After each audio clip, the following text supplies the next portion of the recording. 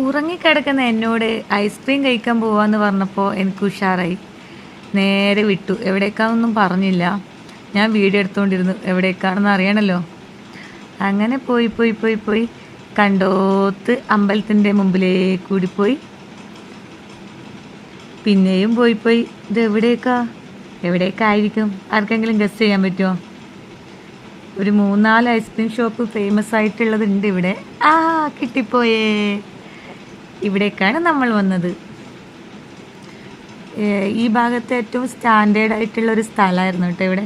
എൻ്റെ ശബ്ദത്തിന് എന്ത് പറ്റി നിങ്ങൾ ചിന്തിക്കുന്നുണ്ടാവും. എൻ്റെ ശബ്ദം പോയിട്ട് ഒരാഴ്ചയായി. ഇന്നാണ് ഡോക്ടറെ കാണിച്ചത്. എന്നിട്ടും ഞാൻ ഐസ്ക്രീം കഴിക്കാൻ പോവുകയാണ്. അമ്പാടീനെ ഉറക്കാൻ വേണ്ടിയിട്ടുള്ള ശ്രമമാണ് വിച്ചോട്ടന്. പക്ഷെ പറ്റില്ല. അമ്പാടി എണീറ്റു. അവസാനം അമ്പാടിയെ ഏട്ടൻ ഉറക്കി. ഫുഡ് എത്തി. പൊന്നൂട്ടനില്ലാത്തതിനൊരു വിഷമം ഉണ്ടായിരുന്നു നമുക്ക് രണ്ടാക്കും. സാരില്ല, വേറെ ദിവസം അവനെ കൂട്ടിക്കൊണ്ടുവരാം. എനിക്ക് ഭയങ്കര ഇഷ്ടമായി കേട്ടോ. ആരും ഇല്ലായിരുന്നു. സമയം 12 മണി ആവാനായിരുന്നു. അപ്പോൾ പിന്നെ ആരുണ്ടാവാനാ? തൊണ്ടവേദന ആയിട്ടും ഞാൻ ഐസ്ക്രീം പറഞ്ഞിട്ടുണ്ടായിരുന്നു. നല്ല ടേസ്റ്റ് ആയിട്ടുള്ള ഐസ്ക്രീം ആയിരുന്നു. ബർഗറും സൂപ്പറായിരുന്നു. അങ്ങനെ നമ്മൾ ഫുഡൊക്കെ ഷെയർ ചെയ്ത് കഴിച്ച് അങ്ങോട്ടും ഇങ്ങോട്ടും ഹാപ്പി ആനിവേഴ്സറി പറഞ്ഞ് ഒരു ഉമ്മയൊക്കെ കൊടുത്ത് ഹാപ്പിയായി തിരിച്ചു വന്നു.